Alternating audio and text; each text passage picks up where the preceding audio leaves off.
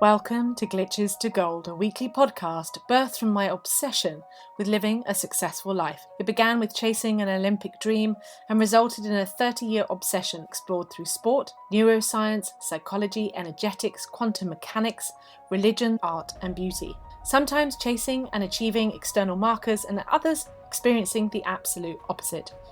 Yet both taught me the same undeniable truth, and I'm here to share what I have discovered in the journey of mastering the alchemy of life, turning glitches to gold and success into overflow. If you like the podcast, share the love, like, rate, and subscribe on your favourite platform.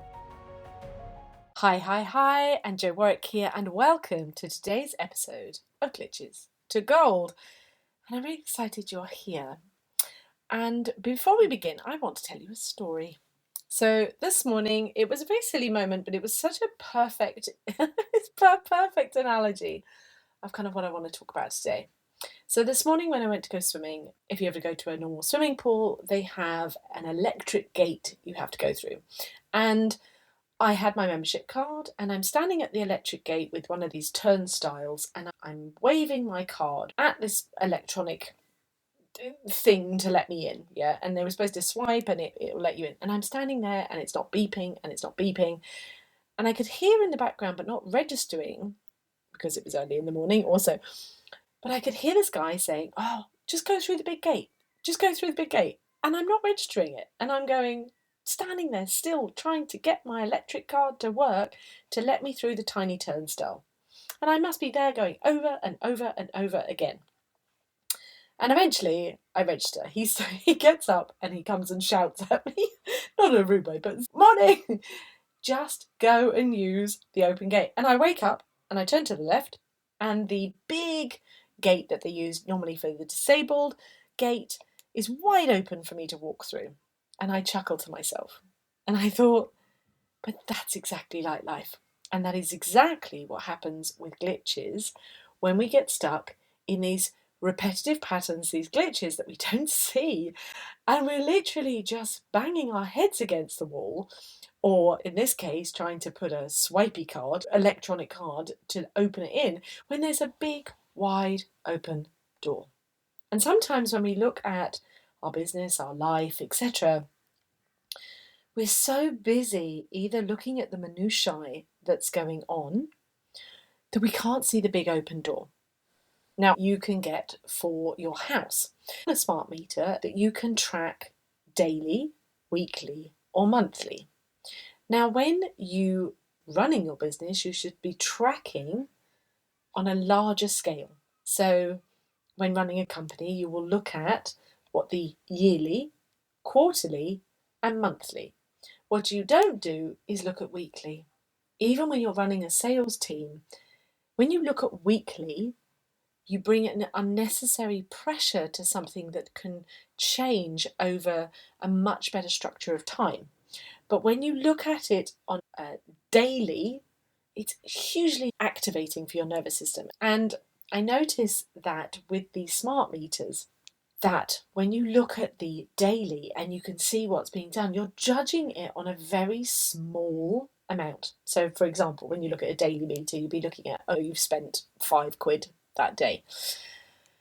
But that can suddenly seem like it's a really big deal. Like, where is that money going? It's £5 a day. Oh my God. And it's exactly the same if you were to look at your budget and you would suddenly be going, oh my God, this thing is so expensive. But when you look at it on a monthly, you have a totally different perspective if you've set a budget knowing how much you're going to spend on that month. So I don't know, for example, say you were spending 97, that's how much my budget is, £97 a month in electric. And so if I was to look at that every day going, oh my God, look where I'm spending, oh my God, I shouldn't have the lights on, I shouldn't be doing this. But if I look at it for monthly and I look at it when it tracks weekly and monthly, you can see where the budget is. How far are you off from your budget? So you can adjust and calculate.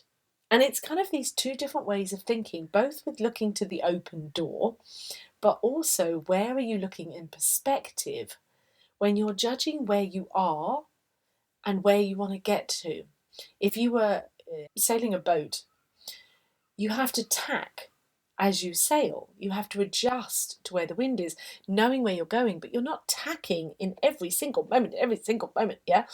It's that when we get so fixated on the minutiae, on the day, in this, oh my God, I've got to tack, I've got to change it, which is why women get so almost into paralysis for themselves in business and in their lives, and absolutely in personal development, if God forbid they are not exactly where they should be every single fucking moment of the day. Yeah? But that's not how we are as fully expressed beings, fully expressed in our human design, fully expressed as who we are as people, fully expressed souls. We are going to be moving because we're not linear, we are organic, we are going to have emotional fluctuations. But when we look at it from a bigger picture, when we look at it from a day, a week, over a week, I always track like my exercise routine is done over a week, not over a day. It's over a week and over a month. What have I done? Yeah. So, for example, I go swimming 3 times a week in the pool. I go swimming in the sea. I don't bother sort of tracking that during the winter because it becomes more of a splash around. But I tend to swim in the pool 3 times a week, and I'll cycle twice a week, and I might do a Pilates or things like that. So I track it in a wider sense, yeah? And exactly the same if you were looking at your diet and all those things. What I want you to think about is not the subject, it's the thinking, the way of your perspective.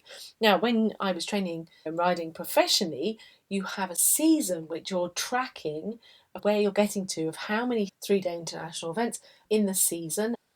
But with that, you have to do a certain amount of 1-day events, and you need to do a certain amount of getting to the point where you want to get to, yeah? Which rosette you want to get to. How many points are you going to score coming into those 3 days? And it's exactly the same in a business. If you're running a sales team, how many sales do you want to make that month?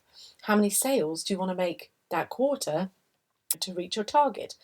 And so whether you're looking at this as your business, whether you're looking at this as your mindset, whether you're looking at it from a personal development point of view, firstly, you've got to shift your fucking mindset lovingly to yourself to go, oh my God, I'm so fixated in trying to be bloody perfect every single day. And it's just stop it. Stop. Just stop. Be kind to yourself. Be loving to yourself. Just step back. One of the greatest things we can do is step back, give ourselves a wider perspective. And I find this as a really, having just turned 50, and it's so interesting the conversations that come up with people who are 50, and I have siblings who are older than me, and their mindset of going, oh my God, I'm so old, oh my God, I've lost all of this time. And I'm like, I'm only getting started. I've got another 50 years to go. What are you talking about? Yeah. I see like it from a bigger perspective. Now, that's naturally who I am as a projector. But when we shift to a bigger perspective, to a higher self, we can see a bigger picture. We can see the abundance that's available for us. We can see the grandeur of things. We can see how much time we have. We can see what's available. It's unnecessary pressure. And it's that difference between, I talked last week about risk, needing risk to move, but pressure, unnecessary pressure where we beat ourselves up as though we're failing every single frigging minute of the day, compared to when we look at results and success from a weekly perspective, a monthly perspective, a quarterly perspective, a yearly perspective. It's a very different thing. I am being very kind and honouring to myself because I'm coming up to the anniversary since my beloved dog died, who was absolutely a soulmate. And it's coming up to a year. Now, if you had told me at the time I'd have to survive a year, I was like, oh my God, I feel devastated. But it's coming up to a year, and I'm being really kind on myself. Look how well I've done. Look how well I have moved through my grief. Look how well I've managed to, not always, I still ask too much of myself at different times, but overall, I'm like, I'm doing really well. Yeah, and that year's gone really fast, really fast. And there are lots of emotions about that, but I can look at it at a different timescale, shifting perspective. And our job is always to look at where we can shift perspective to something softer, something more open, something kinder, which is where we look to the open door. Bringing us back to this analogy at the beginning, it's like, where am I getting fixated on trying to go through this door, this thing, of like, where can I step back and see that there's a big wide open door here? Where can I step back and be softer and gentler and move forward? All we ever want is the open energy, because when we're in open energy, we can both receive and we can move forward. When we're fixated and stuck, we literally get stuck. Yeah. We get fixated. We end up coming up against blockages. One of the easiest, quickest things we can ever do is just to take a moment and step back. And in your business, when you can get overwhelmed by lots of things going on, when you're managing people, when you're trying to achieve certain goals, it's just stop. Step back. If you're not, step back in your mind, step back in your body for a moment, step back, literally step back. Take a coffee, go and take a walk, stand outside. Often when I've worked with CEOs, I actually teach them to remember how to step outside the office for a moment and go and stand in the sunshine, because you can become so fixated in trying to build, trying to push, trying to get somewhere that you actually can't see where you've got to. And that's so essential, is being able to see where have you got to, because remember, like you're trying to sail a boat and you're tacking. You have to tack from where you are. You have to adjust from where you are, not where you were. And sometimes when we've got fixated, we can't see where we are now. Yeah? So important to always see where I am now so that I can move forward. And sometimes when we step back, we can see that there are open doors, open opportunities we hadn't seen before that are much more free-flowing than something we're trying to work at, push at, make happen, do, and instead take the path of least resistance. In selling, you always want to sell to low-hanging fruit. Yeah, you always want to sell to low-hanging fruit first, and then you expand. Never avoid the low-hanging fruit. It's really good. It's important to do that in sales, and important then to build relationships with people who will keep buying from you.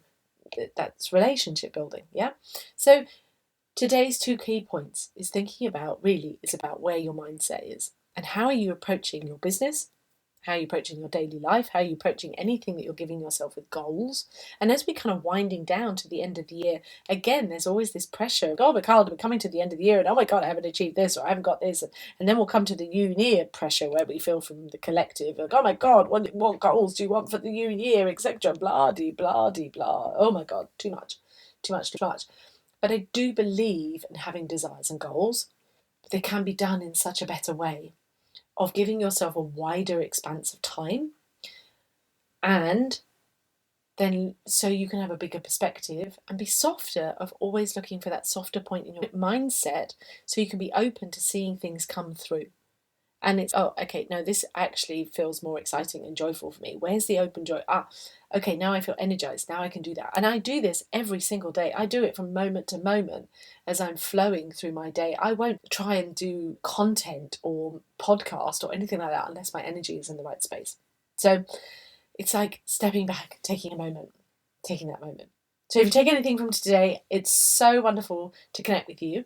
And when we get into these mindsets, just to be aware, that is what I would call a glitch.